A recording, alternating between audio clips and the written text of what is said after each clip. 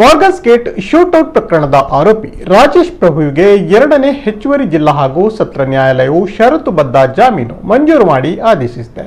ಪ್ರಕರಣಕ್ಕೆ ಸಂಬಂಧಿಸಿದಂತೆ ವಾದ ಪ್ರತಿವಾದವನ್ನ ಆಲಿಸಿರುವ ನ್ಯಾಯಾಧೀಶ ಅಭಯ್ ಧನ್ಪಾಲ್ ಚೌಗಾಲ ಅವರು ರಾಜೇಶ್ ಪ್ರಭುವಿನ ಗನ್ನಿನಿಂದ ಆಕಸ್ಮಿಕವಾಗಿ ಗುಂಡು ಹಾರಲ್ಪಟ್ಟಿದೆ, ಅಲ್ಲದೆ ಮೃತಪಟ್ಟಿರೋದು ಅವರ ಸ್ವಂತ ಮಗ ಎನ್ನುವ ಕಾರಣಕ್ಕೆ ಜಾಮೀನು ಮಂಜೂರು ಮಾಡಿದ್ದಾರೆ.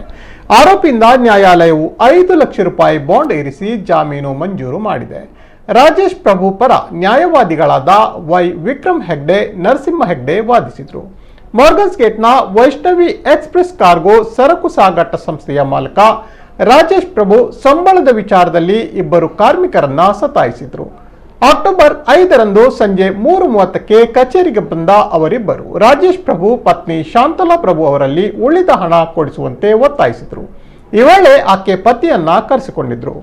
ಇಬ್ಬರು ಕಾರ್ಮಿಕರು ಮತ್ತು ರಾಜೇಶ್ ಪ್ರಭುವಿನ ಹಾಗೂ ಆತ ಪುತ್ರ ಸುಧೀಂದ್ರ ಪ್ರಭು ನಡುವೆ ಮಾತಿನ ಚಕಮಕಿ ನಡೆದು ವಾಗ್ವಾದಕ್ಕೆ ಕಾರಣವಾಗಿತ್ತು. ಈ ಸಂದರ್ಭ ರಾಜೇಶ್ ಪ್ರಭು ಪುತ್ರ ಸುಧೀಂದ್ರ ಪ್ರಭು ಓರ್ವ ಕಾರ್ಮಿಕನಿಗೆ ಹಲ್ಲೆ ಮಾಡಿದ್ದಾನೆ. ನಡೆದ ತಳ್ಳಾಟದ ನೂಕಾಟದ ವೇಳೆ ರಾಜೇಶ್ 2 ಸುತ್ತಿನ ಗುಂಡು ಹಾರಿಸ್ತಾನೆ. ಆದರೆ ಆ ಗುಂಡು ಆತನ ಪುತ್ರ ಸುಧೀಂದ್ರನ ಎಡಕಣ್ಣಿನ ಪಕ್ಕ ಹಾದು ತಲೆಯ ಒಳಭಾಗದಲ್ಲಿ 7 ಇಂಚು ಆಳದಲ್ಲಿ ಗಾಯ ಮಾಡಿತ್ತು.